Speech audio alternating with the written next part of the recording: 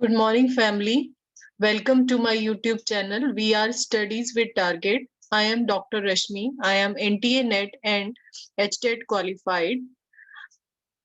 ये वीडियो मैंने कोशिश करी है हिंदी मीडियम और इंग्लिश मीडियम दोनों ही स्टूडेंट्स के लिए क्रिएट करने की। तो जो आज का टॉपिक है that is most important previous year questions NTA UGC net paper 1। तो अगर आपको मेरी वीडियो अच्छी लगती है तो please like, subscribe and share my channel. तो स्टार्ट करते हैं। फर्स्ट क्वेश्चन है, एक्शन रिसर्च इज क्रियानिष्ठ शोध है, an applied research, a research carried out to solve immediate problem, a longitudinal research और सिमुलेटिव रिसर्च। जो हमारी एक्शन रिसर्च होती है वो कौन सी रिसर्च होती है, उसको हम अप्लाइड रिसर्च कहते हैं या उसको हम अनुकरणीय अनुसंधान कहते हैं। तो बेसिकली जो हमारी एक्शन रिसर्च होती है दैट इज कैरिड आउट। हम एक्शन हम कब लेते हैं, जब कोई हमारी इमीडिएट सिचुएशन आती है, कोई प्रॉब्लम आती है, हम उसके लिए एक्शन परफॉर्म करते हैं। तो the correct answer is that is B, a research carried out to solve immediate problem। Action research हम तब अप्लाई करेंगे जब हमें इमीडिएट सॉल्यूशन चाहिए प्रॉब्लम का। तो तत्काल समस्याओं को हल करने के लिए जो एक शोध की जाती है that is called your action research. तो correct answer is that is B. Next, manipulation is always a part of. जोड़ तोड़ हमेशा ही हिस्सा है किसका? हिस्टोरिकल रिसर्च का, ऐतिहासिक शोध, फंडामेंटल रिसर्च, मौखिक अनुसंधान, डिस्क्रिप्टिव रिसर्च, वर्णनात्मक अनुसंधान या एक्सपेरिमेंटल रिसर्च दैट इज प्रायोगिक अनुसंधान। तो correct answer is that is your experimental research. अगर हम बात कर रहे हैं मैनिपुलेशन की, यानी हम कहीं ना कहीं जोड़ तोड़ या कुछ भी न्यू चीज ऐड करना, कुछ चीज हटाना, तो उस केस में जब भी हम मैनिपुलेट करते हैं किसी चीज को तो वो कौन सी रिसर्च का पार्ट होता है? That is a part of experimental research. Previous मैंने जब रिसर्च वाले 20 इंपॉर्टेंट क्वेश्चंस आपको करवाए थे तो मैंने वहां पर बताया था कि जब भी मैनिपुलेशन की बात होती है और हमारे पास वेरिएबल्स की बात होती है, कंट्रोल एनवायरनमेंट की बात होती है, then we talk about the experimental research. इसमें दो टाइप के वेरिएबल्स हमने बात की थी, इंडिपेंडेंट एंड डिपेंडेंट वेरिएबल, जो मैंने आपको एग्जांपल के थ्रू प्रीवियस ईयर क्वेश्चंस में रिसर्च वाले में मैंने आपको करवाया था। तो एक बार अगर आपको समझना हो तो please go through this that video. ठीक है, नेक्स्ट है अ नल हाइपोथेसिस। नल हाइपोथेसिस एक रद्द परिकल्पना है। क्या होती है? when there is a no difference between the variables, जब यहाँ पर कोई भी डिफरेंस नहीं होता किनके बीच में, वेरिएबल्स के बीच में। the same as research hypothesis, subjective in nature when there is difference between the variable। तो करेक्ट आंसर है इसका that is A, null hypothesis हमेशा तब यूज होता है when there is no difference between the variable। Hypothesis basically क्या होता है? Hypothesis is your assumption। Hypothesis का मतलब होता है that is your assumptions। assumption मतलब जो हम सोच रहे हैं, ठीक है। और ऑल्टरनेट हाइपोथेसिस होता है जब हमारा नल हाइपोथेसिस को हम फॉल्स प्रूव करते हैं, then we go for the alternate hypothesis. तो इसका करेक्ट आंसर है when there is no difference between the variable, जब चरों के बीच कोई भिन्नता ना हो। Next, the primary duty of the teacher is. जो प्राइमरी ड्यूटी है या अध्यापक की प्रारंभिक कार्य या कह सकते हो उसकी मेन ड्यूटी क्या है? That is rise the intellectual standards of the student, improve the physical standard of the student, help all around development of the student, imbibe value system in the student. विद्यार्थियों के बौद्धिक स्तर को ऊंचा करना, विद्यार्थियों के शारीरिक स्तर को ऊंचा करना, विद्यार्थियों के सर्वपक्षीय विकास में सहायता पहुंचाना या विद्यार्थियों में मूल पद्धति बनना। तो ऑब्वियस सी बात है, एक टीचर की मेन रिस्पॉन्सिबिलिटी होती है कि overall development of the student, ताकि स्टूडेंट जो है वो हर लेवल पे उसके अंदर इम्प्रूवमेंट हो। इसीलिए बेसिकली हम हर टाइप से बात करते हैं, कॉग्निटिव डेवलपमेंट की बात करते हैं, फिजिकल डेवलपमेंट की बात करते हैं। तो the correct answer is that is C, help all over development of the student, विद्यार्थी के सर्वपक्षीय विकास में सहायता पहुंचाना। Next, the chronicle order of non verbal communication is. Chronicle order क्या है हमारा नॉन वर्बल कम्युनिकेशन का? तो ऑब्वियस ही बात है, सबसे पहले हम साइन से शुरू करते हैं, देन फिर सिंबल्स पे आते हैं, फिर कोड्स पे आते हैं, and then we go for the colours. तो the correct answer is that is A, sign, symbol, code and colour. संकेत pratik, put and rang. The next is which of the following statement is not connected with the communication. इनमें से कौन सी term जो है, कौन सा कथन है जो हमारा कम्युनिकेशन से रिलेटेड नहीं है, संचार से रिलेटेड नहीं है. तो फर्स्ट है medium is a message, the word is an electronic cocoon, information is power और टेलीपैथी इज टेक्नोलॉजिकल. संदेश माध्यम है, विश्व एक इलेक्ट्रॉनिक कोकून है, सूचना शक्ति है, टेलीपैथी प्रायोगिक है. तो the correct answer is that is D, telepathy is technology. कल बेसिकली मीडियम की जब हम बात करें तो मीडियम हमारा मैसेज है, करेक्ट है. वर्ड जो है वो इस समय इलेक्ट्रॉनिक कोकून है, एक कोकून बेसिकली एक तरह से एक जाल कह सकते हैं. इंफॉर्मेशन बहुत पावरफुल है. तो the correct answer according to this given statements जो हमारा होगा दैट इज डी, जो रिलेटेड नहीं है किससे, संचार से, कम्युनिकेशन से. Okay, next, which of the following source of data is not based on the primary data collection. इनमें से कौन सा डेटा जो है वो प्राइमरी डेटा कलेक्शन से रिलेटेड नहीं है. तो ऑब्वियस ही बात है, प्राइमरी डेटा कलेक्शन मैंने आपको बताया था दो टाइप से हम डेटा कलेक्ट कर सकते हैं, प्राइमरी और सेकेंडरी. प्राइमरी होता है जो डायरेक्टली हम रिस्पोंडेंट से भरवा रहे हैं, डायरेक्टली हम उन लोगों से डेटा ले रहे हैं, उन लोगों से भरवा रहे हैं, उन लोगों की सोच जान रहे हैं जिनके लिए हमने वो बनाया गया है. जैसे फॉर एग्जाम्पल आपके कोई सर्वे के लिए आपके घर में आता है, कोई सर्फ का सर्वे हो रहा है या कोई किसी प्रोडक्ट के सर्वे के लिए आपके घर में आ रहा है, तो वो प्राइमरी डेटा आपसे डायरेक्टली वो डेटा ले रहा है. बट अगर वो आपसे डेटा लेकर किसी और को दे रहा है, फिर कहीं और आपके पास, जैसे आपके न्यूज़पेपर्स में आपकी जो इन्फॉर्मेशन आती है या मैगजीन्स में आती है, जर्नल्स में आती है, that is your secondary data. तो इसमें से कौन सा हमारा नहीं है? तो ऑब्वियसली बात है, Sensex of India, that is also primary data. National sample survey, national family health survey, these are all the primary data. तो जो करेक्ट आंसर होगा that is your C, statistical extract of India, भारत के आंकड़ा सार. तो correct answer is that is your C. Next, which of the following is not related to the information security on the internet. निम्न में से कौन सा इंटरनेट की सूचना सुरक्षा से संबंधित नहीं है. जब भी हम इंटरनेट सिक्योरिटी की बात करते हैं तो हम बात करते हैं इंक्रिप्शन की. इंक्रिप्शन बेसिकली वो टेक्निक है जिससे हम जब अपना डेटा इंटरनेट पे में एक जगह से दूसरी जगह सेंड करते हैं, तो उस केस में वो हमारा डेटा जो है वो किसी और फॉर्मेट के अंदर चेंज हो जाता है, सो दैट अनऑथराइज्ड पर्सन जो है वो उस डेटा को ना समझ पाए. ठीक है, तो ये भी हमारा सिक्योरिटी से रिलेटेड है. ठीक है, next, data hiding is also a part of information security. Information retrieval is also a part of information security. But अगर हम बात करें वाटर मार्किंग होती है, जैसे आपको अगर दिखाई दे रहा हो तो स्क्रीन के ऊपर पीछे अगर मैंने लिखा होता है डू नॉट कॉपी, या मैंने यहाँ पर अपना कुछ डिफाइन करा होता है, तो जैसे किसी भी पेज के पीछे जो हमारा उसका लोगो लगा होता है, that is your water marking, जो हम वर्ड में यूज करते हैं. तो it is not a part of information security. तो करेक्ट आंसर क्या है इसका? That is B, water marking. Data encryption, data hiding and information retrieval, these are all the part of the information security. Next, which of the following which is the largest unit of storage among the following. इसमें से कौन सी हमारी largest unit है? तो अगर हम बात करें लार्जेस्ट यूनिट की, तो हमें पता है कि हमारे कंप्यूटर के अंदर जो भी इंफॉर्मेशन स्टोर होती है that is store in the form of bit. ठीक है, बिट में भी हमारे पास, हम जब बात करें कि अगर हम कोई भी इंफॉर्मेशन बिट एंड डेसिमल में स्टोर कर रहे हैं, ठीक है, तो इसमें हमारे पास सबसे पहले होता है किलोबाइट. नेक्स्ट उसके बाद किलो, उसके बाद क्या आता है? Megabyte, then gigabyte, and next one होता है आपका टेराबाइट. ठीक है, अगर हम बाइनरी की बात करें तो ये होता है 2 की पावर 10. ठीक है, और अगर हम डेसिमल में बात करें तो दैट इज इन दैट 10 की पावर 3. मैं कोशिश करूंगी बहुत जल्दी इसके ऊपर एक वीडियो में लेके आऊं, क्योंकि इसके ऊपर कई बार बहुत ज्यादा इंपॉर्टेंट क्वेश्चंस आते हैं. ठीक है, तो according to this the correct answer is basically our A, that is terabyte. Next, bit stand for, bits हमें पता है दो होती हैं, 1 and 0. 1 and 0 is your bit. तो bit stand for, that is your binary digit. ठीक है, the correct answer is B. Next, which of the following is not a linear data structure, इसमें से कौन सा हमारा लीनियर डेटा स्ट्रक्चर नहीं है?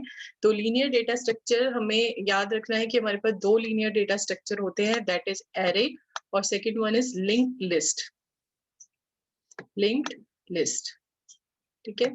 तो ये दो हमारे क्या है, लीनियर डेटा स्ट्रक्चर, क्योंकि इसमें जो डेटा आपका स्टोर हो रहा है वो सीक्वेंसली लीनियरली हो रहा है आपका, जबकि बाइनरी, स्टैक और क्यू में हमारा डेटा जो है वो नॉन लीनियर फॉर्म में स्टोर होता है। तो correct answer is that is your A, ठीक है। Next, which of the following is more interactive and student centric, इसमें से कौन सी वाला जो हमारा मेथड है that is more student centric और इंटरेक्टिव?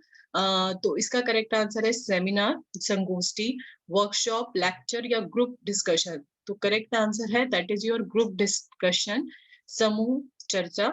उसमें बहुत ज्यादा इंटरेक्शन होता है या इंटरेक्टिव रहते हैं, स्टूडेंट सेंट्रिक होता है। तो correct answer is that is your D, group discussion और समूह चर्चा।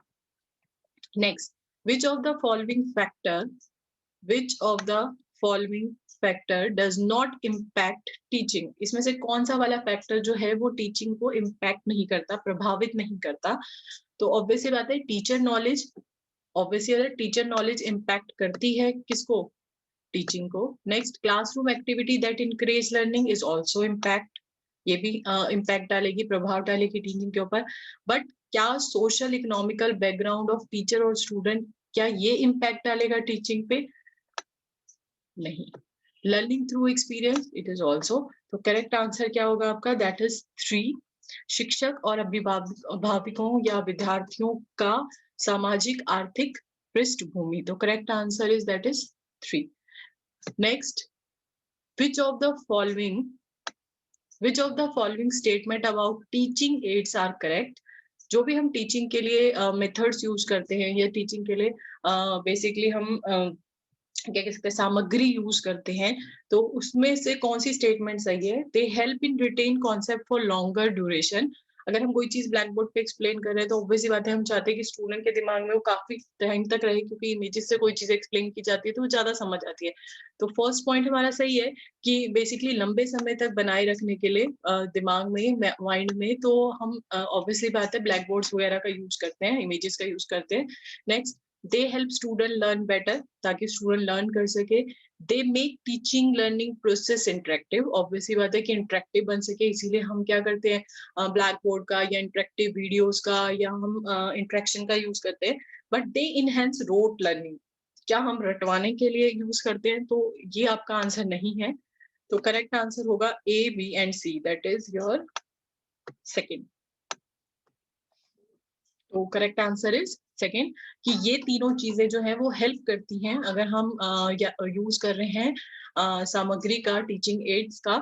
बट अगर हम बात करें रिपीट करने के लिए तो वहां यूज नहीं होता है। Next, techniques use by teacher to teach include, इनमें से कौन सी टेक्निक है जो टीचर यूज कर रहा है to teach? Lecture method, obviously बात है। Next, interactive lectures, group work, self study. तो इसका करेक्ट आंसर होगा that is B, all these methods can be used by teacher to teach, to include in the teaching, ठीक है, इन सभी को वो यूज करते हैं। so that correct answer is your second। next, which of the following steps are required to design a questionnaire, इनमें से कौन सा वाला स्टेप है जिसके थ्रू हम क्वेश्चनियर को डिजाइन करते हैं? First, writing primary or secondary aims of study, review of current literature, prepare a drafting of questions and revision of the drafting। तो ये इसमें इसके ओके, इसका आंसर मैं चाहती हूँ कि आप इसका आंसर अपने आप सर्च करें and then you can write in your basically जो हमारा कमेंट बॉक्स है उसमें आप इसका आंसर मुझे लिख के दें अगर आपको समझ आ रही है तो, ठीक है। Next, encoding and scrambling data for transmission across a network is known as, अभी मैंने आपको बताया था इनकोड करना और डिकोड करना ट्रांसमिशन के अंदर, तो उसका करेक्ट आंसर क्या होगा? That is your called encryption. Encryption होता है जिसके थ्रू हम अपने डेटा को क्या करते हैं, एक फॉर्मेट से दूसरे फॉर्मेट के अंदर कन्वर्ट करते हैं सो दैट अनऑथराइज्ड पर्सन उसे एक्सेस ना कर सके। Next, which of the following is not an output devices? Output devices जो हमारा रिजल्ट शो करते हैं, तो keyboard is only an input device in this statement, जबकि प्रिंटर, स्पीकर और monitor, these are all your output devices. Next, तो correct answer is 4। ठीक है। Next, which of the following is not an open source software? Open source software वो होते हैं जिसको हम अपनी रिक्वायरमेंट के अकॉर्डिंग चेंज कर सकते हैं, उनकी कोडिंग को हम यूज कर सकते हैं सो दैट हम उसके अंदर कुछ भी ऐड कर पाए। तो यहाँ पर कौन सा ऐसा है जो हमारा ओपन सोर्स सॉफ्टवेयर नहीं है? तो इसका करेक्ट आंसर है that is internet एक्सप्लोजर, that is 1। Internet एक्सप्लोजर जो है वो आपका ओपन सॉफ्टवेयर नहीं है, ठीक है। आप इसको अपने अकॉर्डिंग चेंज नहीं कर सकते, आप इसकी कोडिंग को यूज नहीं कर सकते हो। जबकि जो नेक्स्ट ये सारे हैं, these are all your open source. Okay, Apache, HTTP server, HTTP is hypertext transfer protocol, तो इसका करेक्ट आंसर है 1। नेक्स्ट, आपके 2 स्टेटमेंट दे रखी है, रिसर्च टाइप्स और उसके करेक्टरिस्टिक्स। हमें ये बताना है कौन सी स्टेटमेंट किससे रिलेट है। तो ऑब्वियस सी बात है, फंडामेंटल रिसर्च की जब भी हम बात करते हैं, we are talking about building and theory. खुद की कुछ न्यू चीज इन्वेंट करने के लिए हम किसका यूज करते हैं? We use fundamental research. Next, applied research या एक्शन रिसर्च या इवेल्युएशन रिसर्च कहाँ यूज होती है? एक्शन रिसर्च वहां यूज होती है जहां पर इमीडिएट हमें कोई भी हमने फर्स्ट क्वेश्चन में भी करा था, एक्शन चाहिए होता है, प्रॉब्लम को सॉल्व करना होता है। तो सबसे पहले है फंडामेंटल रिसर्च। तो फंडामेंटल रिसर्च का है हमारा that is developing an effective explanation through theory building, जब भी हम थ्योरी बिल्डिंग न्यू चीज बनाने की बात करेंगे। Next one is applied research. Applied research कहाँ होती है? जहां पर हम कुछ नई चीज फाइंड करना चाहें, तो exploring the possibility of a theory for used in various situation. Next, action research. Action research कहाँ होंगी आपकी? इम्प्रूविंग एन एग्जिस्टिंग सिचुएशन, जो भी हमारी करंट सिचुएशन चल रही है उसको इम्प्रूव करने के लिए, उसके ऊपर इमीडिएट एक्शन अप्लाई करने के लिए हम किसका यूज करते हैं? Action research. And next one is your finding out the extent to prescribe impact of the invention, की क्या इम्पैक्ट पड़ा है जब हमने ये चीज अप्लाई करी है। तो ये हमारे पास है टाइप्स ऑफ रिसर्च और उसके कुछ करेक्टरिस्टिक। तो इसके अकॉर्डिंग जो हमारा करेक्ट आंसर बनेगा that is second, fourth, third one, that is answer 1। Next, each character on the keyboard of the computer hand has an ASCII value which stand for ASCII stand for American Standard, A for American, S for Standard Code Information Interchange। तो correct answer है that is your B। इसको आपको याद करना पड़ेगा, ठीक है। Next, which of the following is not a programming language? इसमें से कौन सी हमारी प्रोग्रामिंग लैंग्वेज नहीं है? तो इसमें pascal is your programming language, ठीक है। जावा is your programming language, C++ is also your programming language. But अगर हम बात करें माइक्रोसॉफ्ट ऑफिस, तो Microsoft office is not a programming language, it is an application software. ये हमारा क्या है? एक एप्लीकेशन सॉफ्टवेयर है जिसके अंदर Word, PowerPoint, Excel, Outlook, ये सारी चीजें आती हैं आपकी। तो करेक्ट आंसर क्या है इसका? That is correct answer is your B, that is Microsoft Office. Next, internet एक्सप्लोजर is a type of. Internet एक्सप्लोजर जो है वो हमारा क्या है? ऑपरेटिंग सिस्टम है, कंपाइलर है, ब्राउजर है या IP एड्रेस है? तो ऑपरेटिंग सिस्टम बेसिकली हमारे पास जो होते हैं वो होते हैं जिसके थ्रू हमारा सिस्टम रन कर रहा है। जैसे अगर मोबाइल की बात करें तो Android is your operating system, Windows is your operating system जिसके थ्रू हमारा सिस्टम चल रहा है, ठीक है। कंपाइलर वो होता है जो हमारी लैंग्वेजेस को मशीन लैंग्वेज के अंदर कन्वर्ट करता है। जैसे अभी मैंने आपको बताया C++, Java is your languages, but computer हमेशा किस में वर्क करता है? That work in the machine language. तो हमें एक ऐसा सॉफ्टवेयर चाहिए होता है that convert this language to the machine language, तो वो कंपाइलर होता है, ठीक है। IP address is to identify the addresses in the internet, ठीक है। तो इंटरनेट एक्सप्लोजर क्या है? ये एक तरह से हमारा क्या है? एक ब्राउजर है। ब्राउजर वो है जिसके अंदर हमारा इंटरनेट रन होता है, ठीक है। तो correct answer is C। Next, FTP stands for. FTP की फुल फॉर्म क्या है आपकी? तो FTP stands for file transfer protocol, that is A। ये आपको याद करना पड़ेगा। It is use to upload और डाउनलोड द फाइल्स। तो बेसिकली फाइल ट्रांसफर करने के लिए हम यूज करते हैं file transfer protocol. Next, which of the following is not an image और ग्राफिक्स फाइल फॉर्मेट, इनमें से कौन सा हमारा इमेज और ग्राफिकल फाइल फॉर्मेट नहीं है, तो that is your GUI, graphical user interface, ठीक है। PNG is your file format, ठीक है। Next, GIF, graphical interface, graphical interchange format, BMP, bitmap, picture, ये सारे क्या है आपके, these are the formats of images और फाइल फॉर्मेट। जबकि करेक्ट आंसर क्या है, कौन सा नहीं पूछा गया है, तो GUI, that is graphical user interface. Next, the first web browser is, इसमें से कौन सा फर्स्ट वेब ब्राउजर है, तो सबसे पहले 1990s में जो हमारा पहला वेब ब्राउजर आया था, that is your world wide web. ये अकेला ऐसा वेब ब्राउजर था जिसके थ्रू हम इंटरनेट को रन कर पा रहे थे। इसके बाद नेक्स्ट हमारे पास और सारे आए। 1995 में आई थिंक हमारा इंटरनेट एक्सप्लोरर आया था। 94 में हमारा नेस्कैफे या फायरफॉक्स आए थे। तो ये हमारे क्या है, these are the web browser, but जो फर्स्ट हमारा है that is your world wide web. तो करेक्ट आंसर इज सी, ठीक है।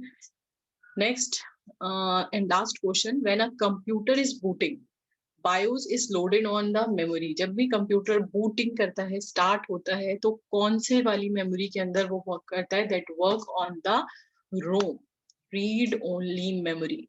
जबकि रैम क्या है हमारी, RAM is random access memory, ठीक है। TCP transmission control protocol, CD, compact disc, read only memory. तो जो हमारा BIOS होता है, दैट वर्क, बूटिंग जो प्रोसेस है वो वर्क करती है किसके अंदर, रोम के अंदर, that is read only memory, ठीक है। तो करेक्ट आंसर इज बी।